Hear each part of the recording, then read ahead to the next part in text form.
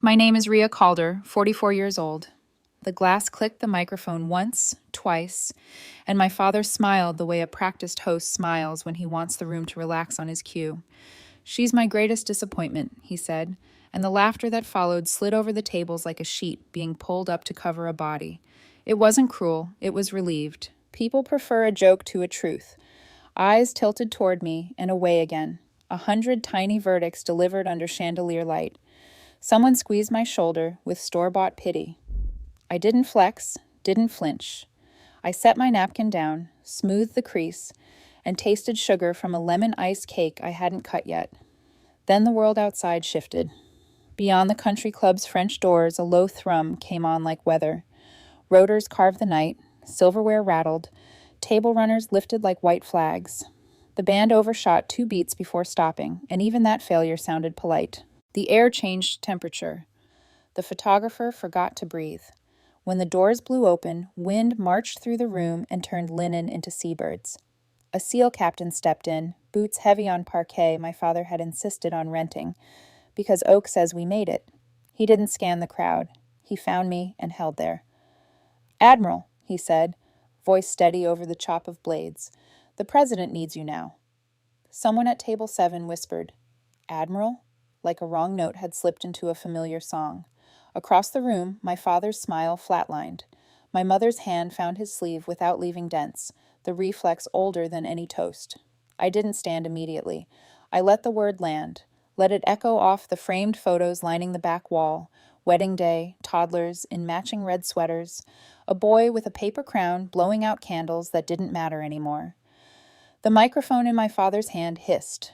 For a half second, the feedback sounded like a small animal in pain. "I'll need 2 minutes," I told the captain. "You've got one," he said. "Then I'll take one," I replied, not unkind. I walked the length of the dance floor, heels clicking through a field my father had engineered to project success. He refused to meet my eyes, studying bubbles in his flute as though carbonation required supervision. Up close, the champagne smelled like apples and apologies. I turned the mic away from his mouth. "You're still on," I said. He flinched and cut the sound. Without amplification, his voice lost muscle. "You planned this," he said. Not quite a question, not brave enough to be an accusation. Mom breathed my name under her breath, a handkerchief of a sound. Outside, the lawn glowed, an impossible movie green where the helicopter's wash pinned the grass flat. Napkins flapped like gulls on a cheap coast. The wind hit me cool and clean, the kind that scrubs you down to what matters. People parted as I moved, not out of reverence, just uncertainty, our oldest reflex. When in doubt, make space. The captain matched my step to the patio doors and offered a headset with the economy of someone who knows that words can get in the way. "Mission brief, tight." I took it, tucked stray hair behind one ear, and slid the foam over my head. His sentences were clean cuts. "Hijacked signal in the Atlantic. Asset in transit without authorization. 3 choke points if we're right, none if we're late." He tapped a folder tucked under his arm. Paper. The last honest technology. I saw the corners creased and knew he'd read it twice. "Why me?" Someone behind me whispered. Maybe Aunt Carol, maybe the boy who'd been running figure eights around the dessert bar, like the answer would be a spectacle they could post before the cake was cleared. I didn't turn. Some answers are not for rooms. They belong to years, to sand and salt and windows that don't open. I had chosen a navy dress tonight, the kind designed to offend no one and reveal nothing. The captain flicked a look at my shoes and then back at the bird. "We've got boots on board," he said.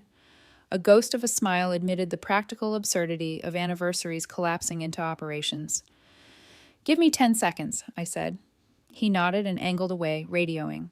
I went back inside because ghosts live in doorways, and old stories like to be told where they began. My father stood where I'd left him, jaw set in that practiced clench my childhood had been framed in.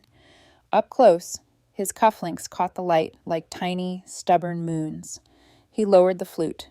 "You made this about you," he said, not whispering, not loud, just tuned to the frequency of humiliation. "I didn't call the helicopter," I said, "and I didn't write your joke." Pride and shame ride the same blood. I watched both pass under his skin. I'll be back if I can, I told my mother. I kissed her cheek, lilac and powder. She squeezed my hand with a strength that surprised us both, a small act of rebellion. Behind us, a man with a kind face and a rented tux took a step like he wanted to offer something, help, a coat, decency, and remembered he didn't know how. Around the room, pity began to rotate toward wonder, not because they loved me, because people love proximity to stories. I didn't know she was... A woman started near the bar and didn't finish. At the edge of my vision, the photographer's hands trembled their way back into work, a reflex returning. Fine. Let them gather images.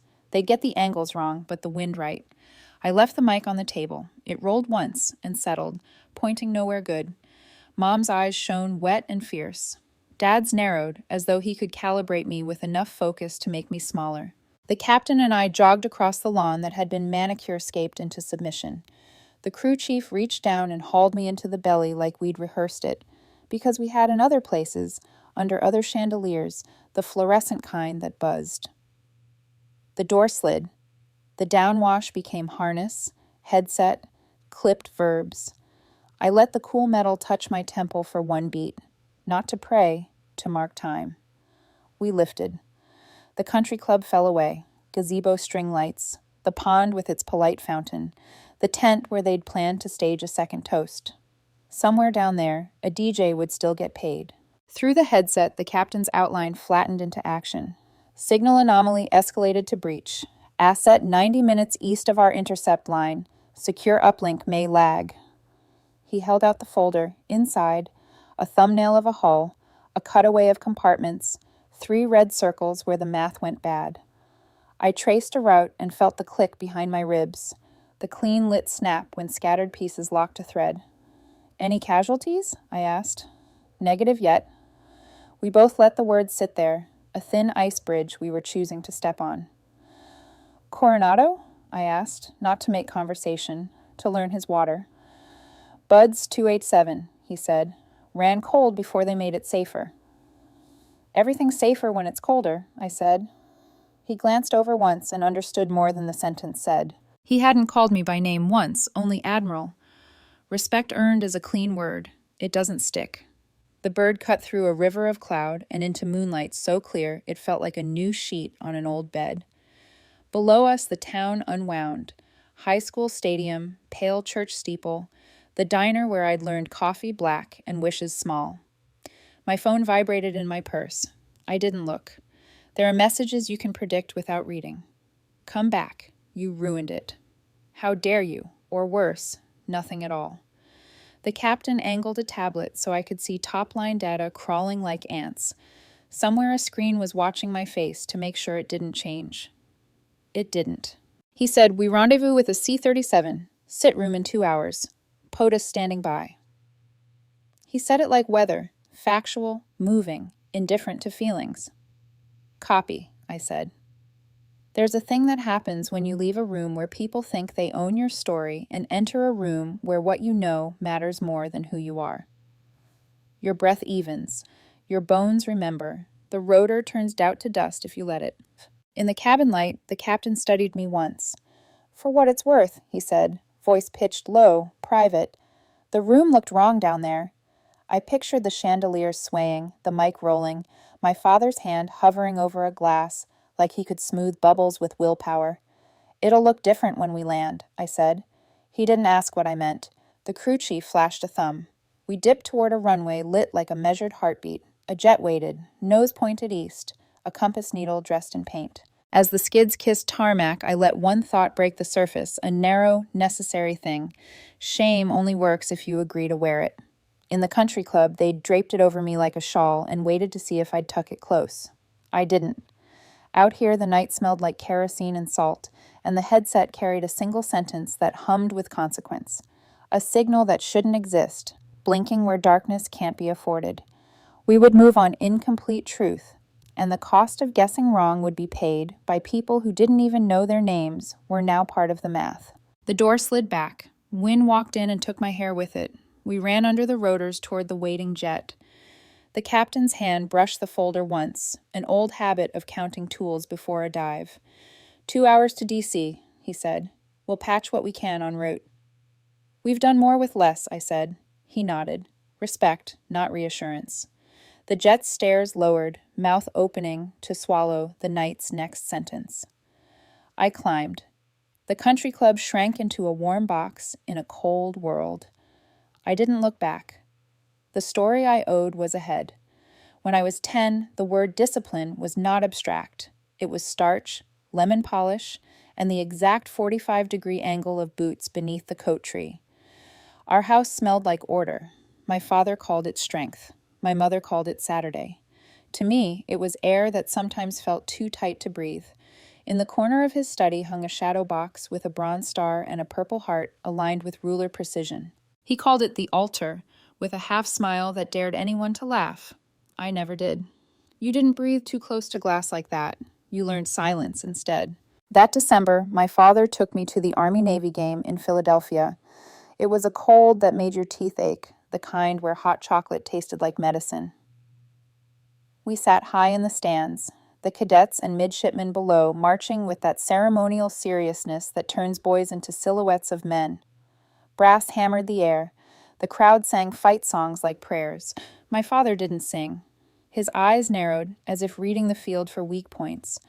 You see that? He said, nodding toward the Navy side, the wave of white covers turning as one. Discipline, tradition, that's what builds men. He punched that last word like I'd missed the point. I could do that, I said, because 10 is made of declarations. He didn't look at me. Leave the uniform to men who can handle it. He handed me his gloves because my fingers had gone red. Care looked like correction in our house. I folded the words small and put them in my pocket. Mom was the soft place. She taught American Lit in cardigans that changed with the seasons, burnt orange when the leaves fell, pale lilac when tulips pushed through dirt. She warmed cocoa in the Dutch oven and slid spare dollar bills into my coat for book fairs. She called me Stormbird, a name borrowed from Dickinson, or maybe her own invention. Wild, fierce, a little too strong for your own good, she said. She meant it as blessing, not indictment, but in our house, even blessings had to pass inspection. At dinner, forks landed softly on china at 1800. Elbows were tactical errors. Feelings were best filed away. When I skinned my knee, Dad tossed an antiseptic wipe and said, "Soldiers don't whine." I wasn't a soldier. I knew it. He knew it. But I learned how to fold pain small, flat as paper, until it could slide unnoticed between books. By middle school, I could iron a shirt to regulation crispness and shine shoes until they could blind. I memorized the crease lines on his dress greens and the names of metals I wasn't allowed to touch. When he left for drills, I'd stand in his study and study the altar as though the ribbons might blink if I looked hard enough. It wasn't hunger for medals. It was hunger for the story of worth they told. Then came 8th grade career day. Guidance lined up parents with clipboards, a dental hygienist, an insurance man, the feed store manager. My father strode in late, wearing his old Class A jacket, fabric tight across a chest that time had thickened. He lectured about duty and national character. Boys sat straighter, girls scribbled notes. Afterward, I asked him one question at dinner. If I wanted to serve, would you help me figure it out? He chewed, set his fork down carefully. That's not how we build families, he said. He didn't mean we. He meant I. So I made my own study plan. Videos of Annapolis parades, push-ups on bedroom carpet with a box fan humming, laps around the block before dawn, the sky pale as notebook paper, shoes drying on the porch rail, towel stiff with early sweat. Mom, who hated secrets, kept this one. Sometimes she met me at the sink and said nothing, just poured water, touched my shoulder, punctuation soft as a comma. Dad's approval became a lighthouse on a coast that kept shifting away. When I made honor roll, he nodded once. When I made varsity cross country, he said, "Run like someone's chasing you." Then he turned back to the news. The chase became fuel. At 16, I asked to iron his dress uniform for a reunion dinner. He watched from the doorway, silence pressed into the lint. When I finished, he ran a hand down the sleeve and gave the smallest lift of his chin, almost a salute.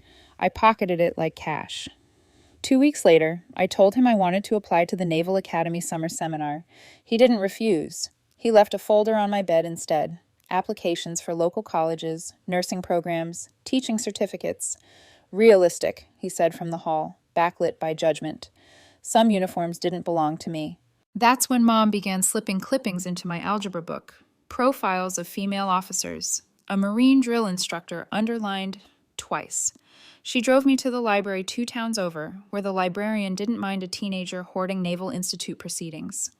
You could be the calm in the room, Mom said once, when the house was quiet enough for truth. You've got that kind of spine. I didn't know if spines were inherited or grown. I decided to believe both. Junior year, I sent for the Annapolis catalog. Thick, blue, embossed seal like a dare. I traced pages the way other girls touch prom dresses. I filled out practice essays in biology margins, practiced Sir, Ma'am to a mirror that didn't care which one I chose. I wore blisters into calluses on runs no one timed but me. Dad noticed the catalog, didn't comment. His silence had flavors. This was the Arctic kind. When I asked for a recommendation letter, he said, I won't help you fail at something you don't understand. I wrote to my calculus teacher instead. The application became a campaign. Transcripts, medical exams, fitness tests. I failed the first mile time. Cried into a towel that smelled of rubber matting. Ran again that night in rain that erased my face. Passed a week later by 2 seconds. 2 seconds can build a life. During my interview, an old Navy chief asked, "What is leadership?" I didn't quote a book. I said, "It's remembering who needs shade before the parade starts." He smiled. "You'll do," he said, shaking my hand like it held something stable. Months later, spring peeled ice from gutters. Track season began. Mom pressed a lilac postcard into my palm. Something came. We stood on the front steps while I slit the envelope with a butter knife. "We are pleased to offer," my voice cracked, "United States Naval Academy appointment." Mom laughed and cried, both, like a door finally opening. I walked into the kitchen where Dad read the paper, newsprint shielding him like armor. I held out the letter. He scanned it, folded it along the crease, and set it down. "So, you're serious about this nonsense?" He rinsed his coffee cup, set it on the rack at an angle only he cared about. 2 months after, he barely spoke, unless it was logistics, oil changes, curfew perimeters, practical walls in place of words. Silence stacked like bricks. They shaved our heads at Annapolis. Not literally, not for women, but the metaphorical shearing was clean. Identity went out with the trash on induction day. In came starch, sweat, and the sound of someone screaming 1 inch from your nose. Pleb summer was 7 weeks of learning you were always wrong. Step left when you should step right. Blink when you should stare. Speak when you should breathe. The only correct move was to move again, faster, sharper, without hesitation. I learned to square corners until my brain ran at right angles. I learned to hold a rifle until it felt like a limb I'd forgotten at birth. Nights, when the dorm buzzed with snores and muffled sobs, I whispered Dickinson lines into my pillow. Stormbird, you're not meant to stay grounded. Mom's words wrapped me like gauze. My calves ached, my palms blistered, but I didn't quit. I'd been practicing silence all my life. By fall semester, I'd survived the washouts. We lost one to homesickness so deep it looked like pneumonia, another to a knee that gave during log PT. The rest of us stayed, roots in stone. My grades didn't just hold, they sharpened. Calculus, chemistry, naval history, the geometry of ships floating where steel had no business floating. I loved the logic of it. Order punished you only if you failed, not if you tried. Failure I could fix. Silence I could not. Parents' weekend came. Dad stayed home. Mom came in a robin's egg cardigan, hugging me until my ribs creaked. She listened to me explain chow calls, as if I were reading her poetry. "You've got your grandfather's walk," she said, meaning the man she'd loved and Dad had feared disappointing. Straight-backed, carrying something worth noticing. She handed me oatmeal cookies wrapped in wax paper. I hid them under my mattress and rationed them to the roommate who kept my secrets without asking. Dad sent nothing. No postcards, no clipped articles, nothing. His silence became its own curriculum. I mailed home photos of milestones, obstacle courses, rank insignia, faces smeared with rain and pride. No reply. Envelopes stacked like unanswered prayers, each one a reminder. Absence is still communication. Commissioning week arrived. The stadium swelled with families, anchors gleaming on white covers. I stood in a row of 100, waiting to throw mine high enough to scrape sky. When my name was called, the commission bar pressed against my chest felt like both victory and wound. Mom clapped until her palms went raw. Dad wasn't there. I knew it. But when the hats flew, I still scanned the crowd for his jawline. That night, adrenaline still hot, I called home. He answered on the third ring. Static filled the line like withheld breath.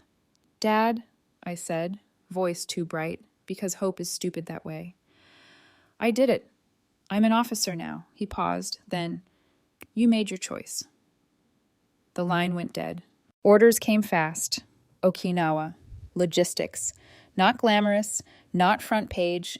Paperwork that told men twice my size when to haul, where to stand, how to keep supply lines breathing. They expected me to falter.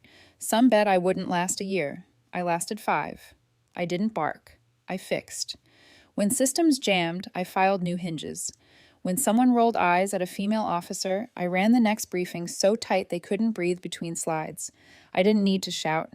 The work shouted. Then came 2007, Somali coast. A recon run gone bad. Gunfire doesn't sound like movies. It sounds like teeth breaking in God's mouth. We crouched behind rusted containers, bullets chewing steel thin. One of ours went down, leg shredded, artery spilling. I dragged him 40 yards under fire, cinched a tourniquet with one hand while the other clamped bone and blood. By the time the medevac bird lifted, my uniform was soaked red, shrapnel lodged in my side. I refused the stretcher. I can walk, I said, and walked. They called me Iceback after that, said I bled ice, not blood. The nickname never sat right. I wasn't cold. I was hot, with purpose. The Marine lived. Years later, he sent a Christmas card with a photo of his daughter. He'd named her Avery, after me. Recognition followed like a tide. Commendations. More responsibility. Respect that tasted earned. Still no word from home. One envelope I sent, containing a photo of the Distinguished Service Medal pinned on my chest, came back unopened. Return to sender stamped across my handwriting. I stopped mailing. Absence had become the only reply. By the time I pinned Rear Admiral stars, even the old brass called me ma'am, without irony. At Coronado, I rewrote training modules, cut injury rates, raised resilience, saved more lives than medals could count. Still no phone call from Dad. The work never stopped. Neither did the silence from home. By the time I wore 4 stars on my shoulders, the sea itself seemed to pause when I spoke. Full Admiral. The title was both crown and chain. Orders reached me before dawn, voices on encrypted lines, briefings that bled into ceremonies that bled into funerals. I accepted each weight, but never the silence that waited in my inbox, my mailbox, my childhood house that still held a man who couldn't dial a number. I received the promotion message alone, on a deck at sunrise. The ocean stretched wide as forgiveness, though I hadn't learned how to give it yet. No parade, no family, just sky, salt, and silence. Days later, a letter arrived in my father's handwriting. 5 words sharp as shrapnel. They're just making you a symbol. I burned it in the sink, then pressed my whites on the same board where I'd once ironed his. Tomorrow wasn't a promotion. It was my wedding. James was nothing like my father. He didn't salute. He didn't fold his socks into perfect rectangles or measure Saturdays by the mower lines. He was a civilian intelligence analyst, sharp as a knife, but with edges that cut only paper. We met at a Pentagon working group on cybersecurity. I thought his presentation sloppy. He thought mine bureaucratic. We argued in front of generals. That night, he rewrote his entire brief in my format. The next morning, he slid it across the table with a grin. You were right. That was how I knew. Not because he conceded, but because he listened. What struck me most wasn't his mind, though it moved fast and sure. It was his steadiness. He didn't flinch when calls yanked me out of bed at 0200. He didn't complain when I came home without words. He didn't treat my medals like artifacts. He looked at them, then at me, as if both were part of the same story. "You in uniform is the most honest thing I've ever seen," he said once. "Why would I want you in anything else?" His proposal was simple. No skywriting, no witnesses, just us on a pier in Norfolk, boots dangling above water that smelled of salt and diesel. He opened a box, a small diamond catching the last scrap of daylight. "Let me serve beside you," he said, "wherever that means." I didn't cry. I just said yes. Planning the wedding was harder than any deployment. James wanted quiet. My SEALs wanted spectacle.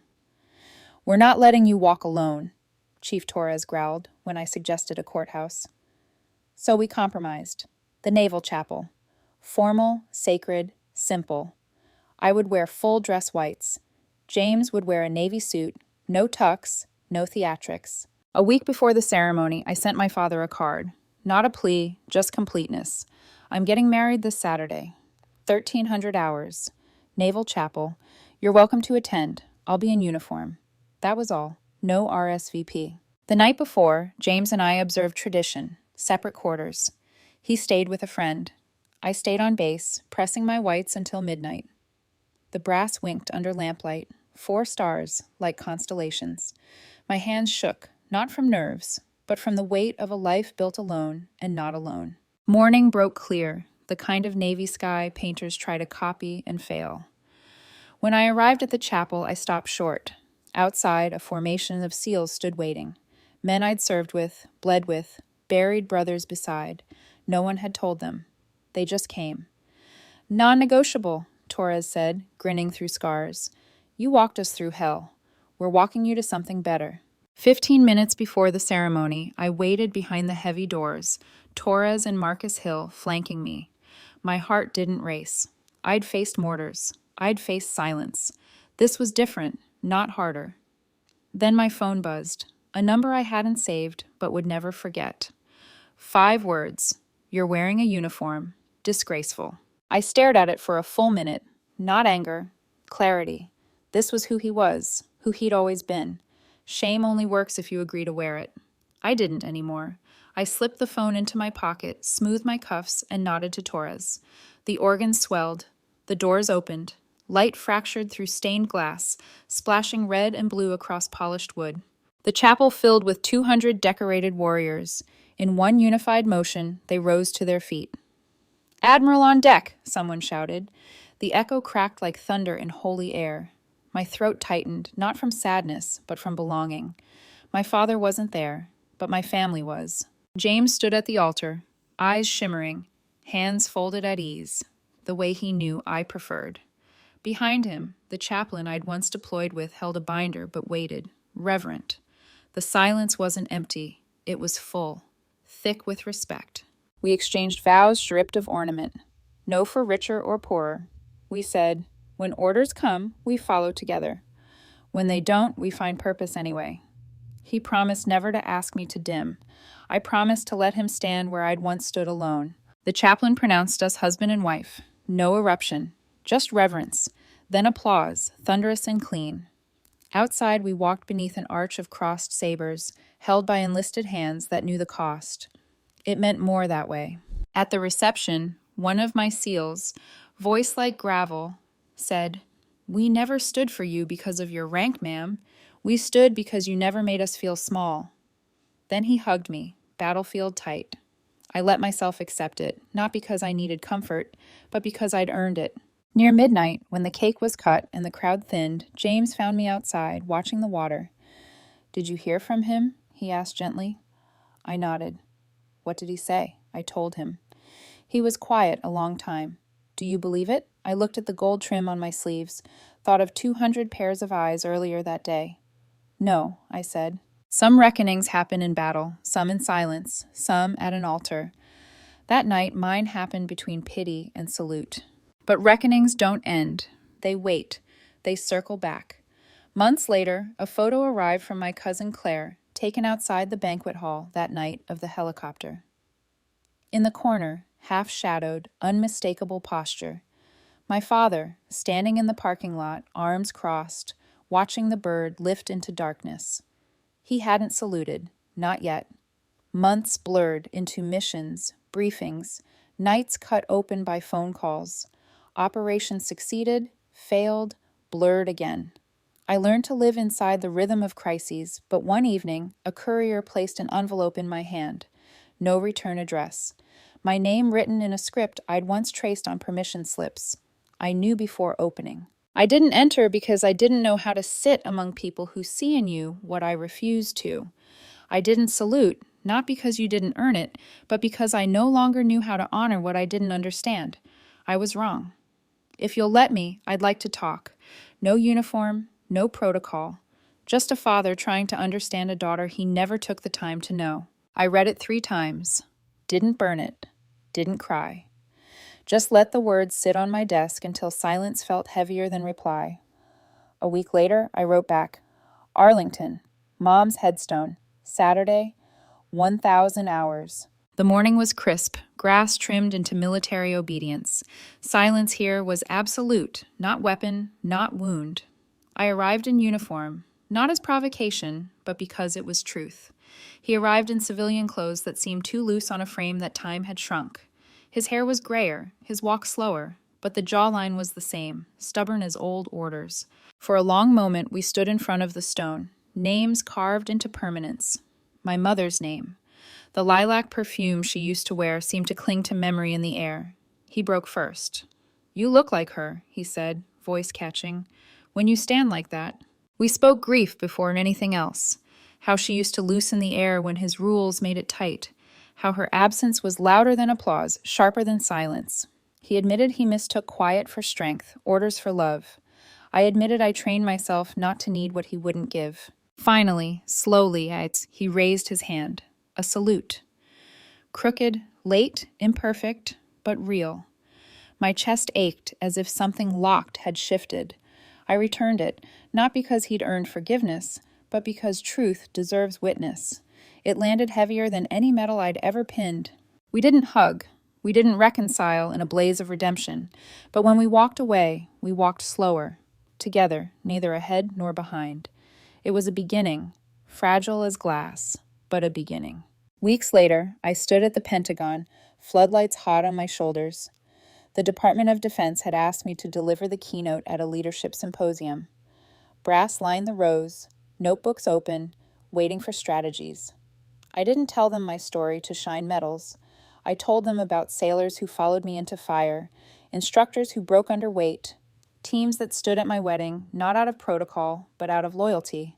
Respect isn't inherited, I said, voice carrying steady. It isn't demanded. It's earned. By showing up, by standing when others shrink, by doing what's right when no one's watching. When the applause swelled, it wasn't routine, it was consent. Afterward, a young officer pressed another envelope into my hand. Cream cardstock. My name. Inside, his script again. I watched your speech. You built a life not to prove me wrong, but to save lives. I see that now. I hope I haven't missed my chance to stand beside you, even in a small way. Dad. I let the card rest in my lap a long time. Legacy doesn't arrive neat. It arrives late, bent, uncertain, but still breathing. I didn't answer right away. I carried his letter folded in the pocket of my uniform jacket like a live wire, unsure whether it would burn me or light something I hadn't dared hope for. Weeks passed.